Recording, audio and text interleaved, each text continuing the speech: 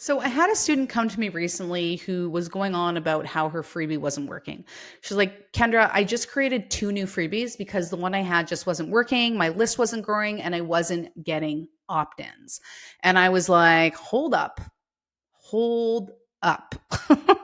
Because a lot of people think their freebie is not working, but it's actually not the freebie. And when we opened up her stuff and we looked at her numbers, what was actually happening is she had zero traffic actually hitting the opt-in page. There was like basically like 10 people who had actually seen the page. So no one was seeing it, which meant that nobody had a chance to opt in. So the problem wasn't the freebie, and she didn't need to create those two other freebies. It was the fact that no one even knew it existed. Okay, and this happens all the time. A lot of times we are making decisions based on nothing, and we need to get better at making decisions based on numbers. If something's not working, ask yourself, how can I find the analytics involved in this and make my numbers that way? Because in this case, the point was like either she wasn't promoting it enough, or she probably needed to do something like ads, which was the case because this was someone who was new to the program and didn't understand traffic and ads. And the problem is it's very hard to grow an email list from social media alone unless you have a very big audience. And so in the end, we had to send this ad traffic to her page because nobody was actually seeing the offer. Okay. So most coaches are very emotional about their businesses. We're emotional beings and that's fine, but we actually need to be investigators, right? We can't make decisions on hunches, intuitions, thoughts, emotions, that sort of thing. Yes, there is a place for intuition in a business, but if that is all we are using, then we're going to be making a whole lot more work for ourselves and we're probably going to miss a lot of key things. In this example, she spent like a week creating two new freebies that she didn't even need to make because once we actually got traffic to her page, it started converting and people started opting in. Okay. So when it comes to your freebie, this also is a lead magnet. Basically, it's that free resource that you're offering in exchange for a name and an email address. What we are setting up here, what this actually is a funnel. Okay, so I want to kind of give you a glossary of what we're about to walk through so you understand the terms that I'm using. Okay, so a funnel, you can think of it like the shape of a kitchen funnel, right? It's wide at the top, narrow at the bottom. Okay. And the reason why we call it a funnel is because you have more people at the top of the funnel and less people at the bottom of the funnel. So, for example, with your freebie, everyone who lands on your opt-in page, okay, and that's the page where someone enters their name and email to get the free thing. You've gone through these before, probably in my own business, but not everyone who lands on that page is going to opt in. Like a good conversion when we're talking about, people coming from your Instagram, like your warm traffic, people who know and like you, is about 40%, maybe 50%. So what that tells us is, 50, 60% of people are actually not opting in, and that's very normal. People don't opt in because they have last minute thoughts. So like, I don't actually want this, or they get distracted. Like there's so many reasons why people don't end up opting in, but most people are not actually going to opt in, and that's fine. So you can think of like top of the funnel, we have lots of people coming into the top of the funnel and then they start dropping out as you go down the funnel, right? So the first thing they reach is that opt-in page, right? And people are going to say, yep, and they're going to put their email in, or they're going to say, nope, and they're going to go away. So then less people, the funnel starts getting more narrow. Now, the next thing that happens is they're going to go onto your email list, right? They're going to get a simple confirmation email that delivers the freebie. And then, if you follow me, hopefully you've set up an email nurture sequence. So a series of emails that go out that warm people up, that nurture people. And so people are going to start getting those automated emails every day. And people are going to drop off in those too. People are going to unsubscribe. Either they're just like, I don't want all these emails. It's not for me right now. Like there's so many different reasons why people unsubscribe. Like it's not personal, but it's very normal. Okay. So then again, that funnel gets more narrow. Okay. Now, maybe the next thing that happens is you're going to invite them to, let's say, a webinar, right? But not everyone who's on your email list is going to actually join the webinar, right? So again, the funnel gets more narrow. And then finally, the final part of the funnel is becoming a client, but not all of the people who join the webinar become a client. So that's the most narrow part of the funnel, which is the conversion, right? So it's high at the top and it's lower down at the bottom. Okay. So when it comes to figuring out why certain things aren't working in your business, and in this example, we're using the freebie lead magnet funnel, you really need to think of the funnel and look at each stage of that funnel and figure out where the friction is actually happening. Okay. So let's start at the top of the funnel. Now, with the example I used in the beginning, this student had a top of the funnel issue. It wasn't necessarily the freebie or the nurture sequence or the conversion or the sales strategy. It was the fact that she wasn't getting traffic to the page. Okay. So if we're thinking about this in terms of the freebie funnel and we're looking at our email list, like we've launched this new freebie, we've created the page and we've put it out there and our list is not growing, then we need to start at the top of the funnel, and that's traffic. How many people are actually landing on this page? Okay. And you can go to your analytics for that page, like any funnel building software. We recommend FG Funnels, but even if you're doing this on a website, there will be analytics somewhere for this. This is very basic. So there's always going to be analytics. So you want to look at that and look at something called unique views. And unique views just means the number of people who land on a page counted once. So what that means, if 3 people or 1 person goes to the page 3 times, they're only going to be counted as once. Okay. So unique views. And let's say you have like 40 people on the page. Well, you have a traffic problem, right? Because we want to see, if you're going to build your email list with your freebie, we want hundreds of people landing on that page, right? So what that tells you is you maybe need to promote it more. Maybe you need to start promoting it in all your social media posts, right? Maybe you need to make sure there's a link on your website and a link in your bio. And maybe you need to promote it on your podcast at the end of your blog post. Okay. Now, if you're doing all those things and you're still not getting traffic, then I'm going to make a case that you run Facebook ads, right? We can run Facebook and Instagram ads to get more traffic, right? Because for a very small budget, we can get the amount of people to a landing page that with, say, organic traffic may take months or years, right? When you spend money on meta ads, you can get thousands of people to land on a page versus maybe dozens or hundreds that it would happen with organic traffic. Okay. So again, if you're not seeing a lot of those unique views on the page, then we need to look at the top of the funnel. So let's say we look at the top of the funnel, we look at those unique views on the page, and let's say we have 500. Let's actually use 1,000. That's a nice, more even number. Okay, cool. So I've got views. I've got 1,000 people landing on this page. How many of those 1,000 have actually said, yes, I want the thing, and given me their name and email? Again, any page software will give you these analytics. So let's say that it's 20 people. So that's very low. So you have 1,000 people landing on the page and you have 20 people actually opting in. Okay. So that tells us there's something wrong with the opt-in page as it relates to the audience, potentially. Okay. So there's a few different things that go on here, and it gets a little complicated because we're going to have to test a few things.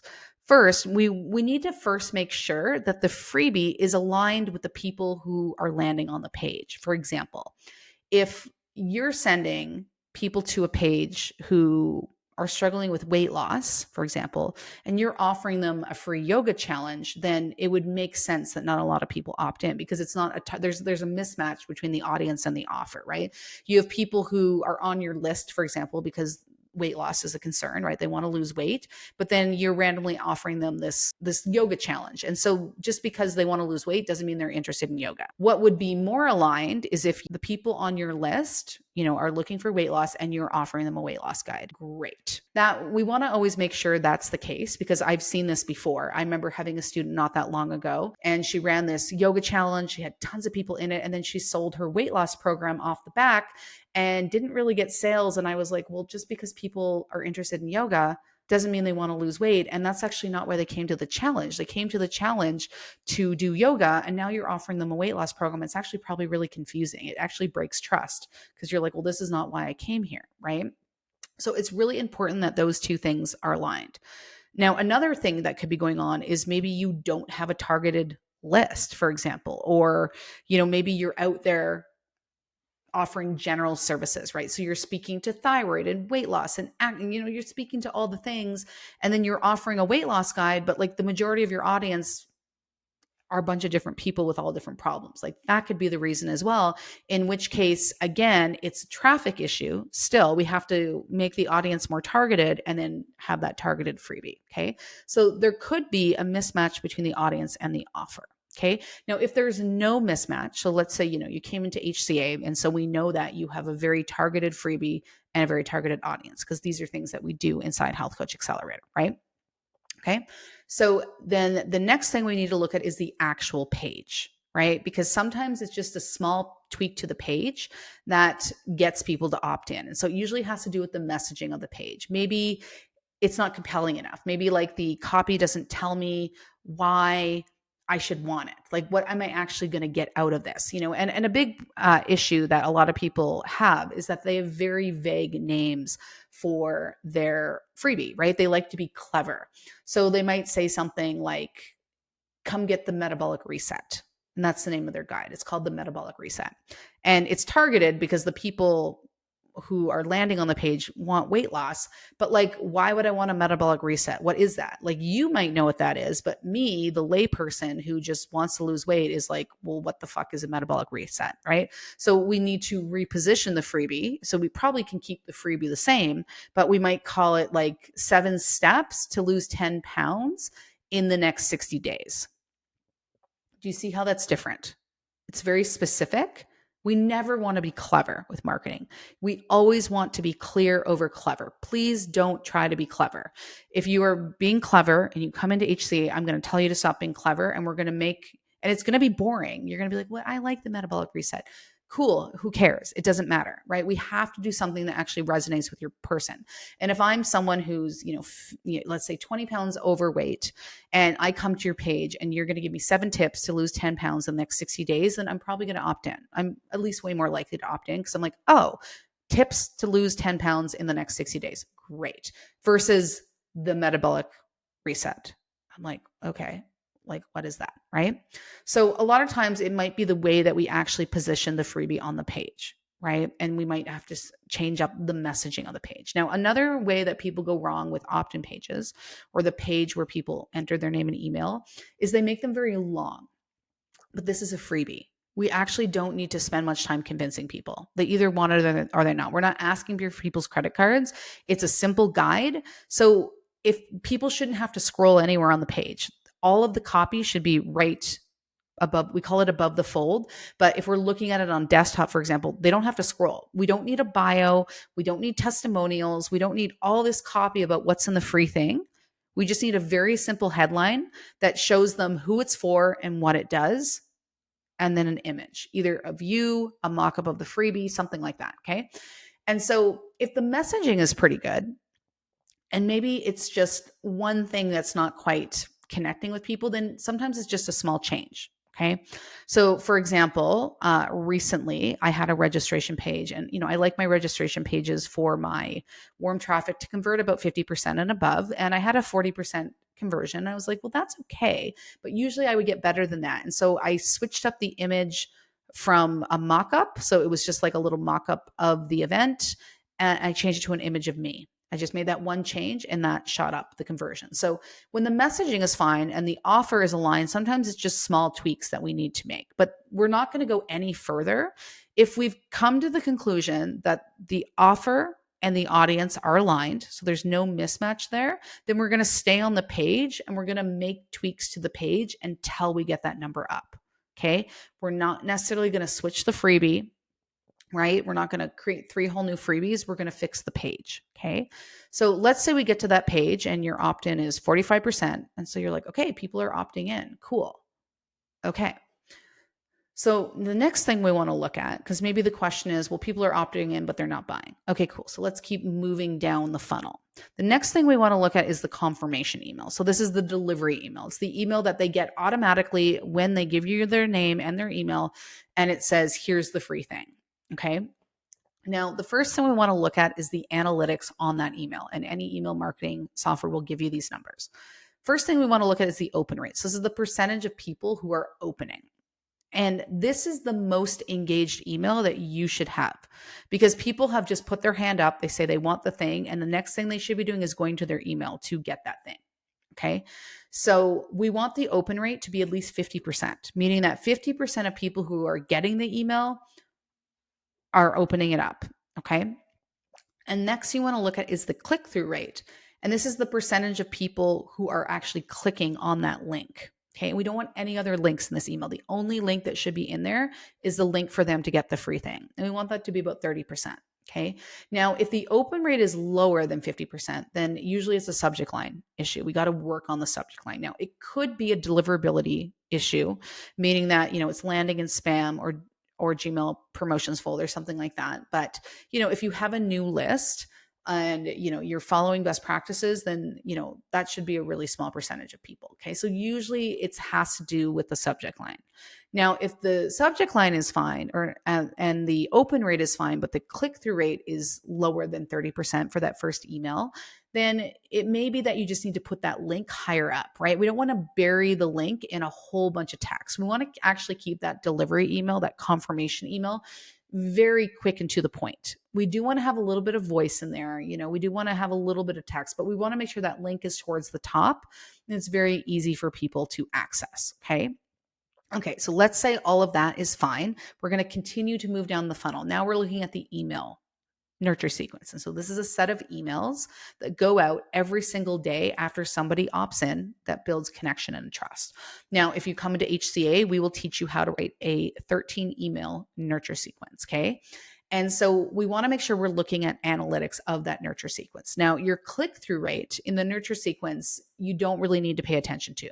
We only care about click through rate, which, if you remember, is the percentage of people who are clicking on a link when there is a clear call to action. So a click through rate is important in the context of a launch, right? Because you were wanting people to click on the sales page. So you're going to want to track click through rate. But in a nurture sequence, there's not really like a clear call to action. It's just nurturing. It's just a trust builder, right? So we don't pay attention to click through rate, but we do look at open rate. And in the email nurture sequence, we want an open rate of 40% and above. Okay. 40% and above. So again, if it's less than that, it's typically going to be your subject line. Okay. Now, if you've done a ton of work, and this happens sometimes, especially when we're running ads, sometimes we just can't seem to get the open rates up, in which case we need to go back to the top of the funnel and probably look at our ads. Sometimes we need to test different audiences. Sometimes you're getting really cheap ads, but they're not good quality. So sometimes if you're not successful in increasing open rates and you're running ads, then it probably means we need to do some work on the ads, because it probably means that we don't have a high quality audience that we are bringing in. Okay. But if all of that is good, okay, so we're working our way down the funnel. Now at the bottom of the funnel, the next thing would be to look at is either the conversion event or the conversion offer. Okay, so either at the end of the nurture sequence, like they're going onto your regular email list, they're getting weekly emails, and either you're going to be maybe inviting them to a sales call, or maybe you're going to be inviting them to the webinar. Okay, so from there, again, if all this stuff is good, so people are opening emails, they're engaged, everything's going well, and people aren't buying, then it's probably something to do with how we're selling. Okay. Or it may be something to do with how we're nurturing. Because in this current online climate, people do tend to need more nurture. People are a little bit jaded. They're not as likely to trust you. And so it may be that we need to nurture them better. And a big way that I do this with my students inside HCA is with long form content, right? Things like blog posts, podcast episodes, YouTube videos, stuff like that. Content that people spend longer with you, right? It's not just like a 7-second reel. It isn't just a quick carousel post that they can swipe through. It's them spending 10 minutes plus with you on something like a podcast or in a blog post.